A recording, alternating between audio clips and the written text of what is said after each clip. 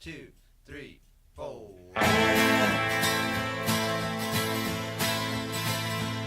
My sister got lucky. Hello and welcome to TCSN. Last Sunday night, a mosque shooting in Quebec City, Canada occurred, leaving 6 people dead and 17 wounded. 2 suspects were arrested, and over 2,000 police officers were involved. All of the victims were aged around 39 to 68. Canadian Prime Minister Justin Trudeau called it a terrorist attack on Muslims. Police recently identified Alexander Bissonnette as the main suspect, who calls himself a lone wolf. He faces 6 counts of first-degree murder and 5 attempted murder charges. The national terrorism threat for Canada is now at a medium. Hopefully no more shootings like this will occur as a cause of Islamophobia. I'm sure everyone's heard the story of how Trump wants to build the wall between the United States and Mexico. After the few days of his presidency, he's actually going to build a wall. Trump said the border wall construction will begin as soon as we can. Trump said, and us taxpayers will initially pay for it.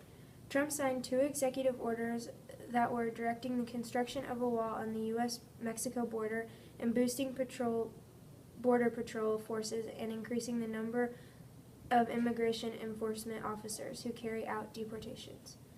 Trump said, we are going to stabilize on both sides of the border, and we also understand that a strong and healthy economy in Mexico is very good for the United States. But the executive director of the National Immigration Law Center said that Trump's idea of the wall was extremist, ineffective, and expensive, and accused of the president of using lies about immigrants to drive U.S. policy. Information on the actual wall: there are nearly 2,000 miles separating Mexico and the United States. Building his wall could require about 339 million cubic feet of concrete, or 3 times what was used to build the Hoover Dam. That's a lot of work, and on top of that, Trump has said his wall could cost up to $12 billion. The Constitution affects everyone in some way every single day. Today, it might have just let Mike Pence break his first tie as Vice President already.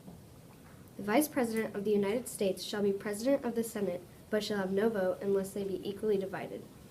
This is what Article 1, Section 3, Clause 4 of the Constitution states. Mike Pence may be breaking his first tie vote already. The tiebreaker is to see if Betsy DeVos will be Education Secretary. Most vice presidents don't get the chance to break any ties during their time in office, or they make just a few.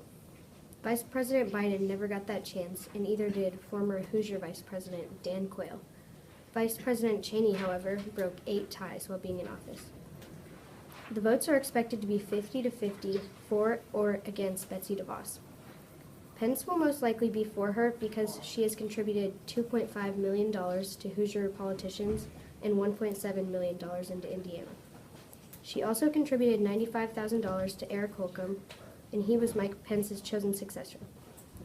All of these things leave a good impression on Mike Pence and lead others to believe that he will be for Betsy DeVos. This just in, Mike Pence did in fact vote for Betsy DeVos. She's now our Secretary of Education.